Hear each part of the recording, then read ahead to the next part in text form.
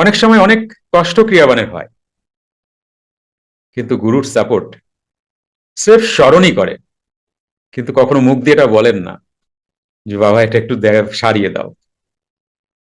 অহরহ তার মুখে বা তার ইনারে গুরুদেবের কথাই স্মরণ হতে থাকে, কিন্তু বলেন না, কারণ প্রারব্ধ কাটাটা খুব প্রয়োজন।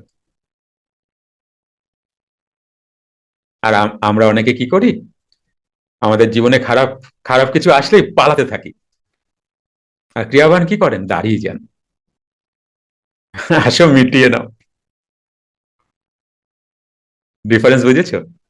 সাধারণ মানুষ পালাতে থাকে, আর ক্রিয়াবান এক পাও পেছায় না, দাঁড়িয়ে যায়।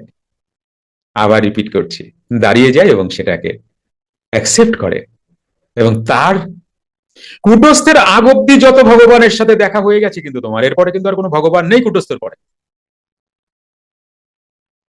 যে তোমায় কৃষ্ণ হাত ধরে নিয়ে যাবে, শিব হাত ধরে নিয়ে যাবে, কি অন্য কেউ নিয়ে যাবে, কেউ নাই কিন্তু কুটস্থের পরে আর।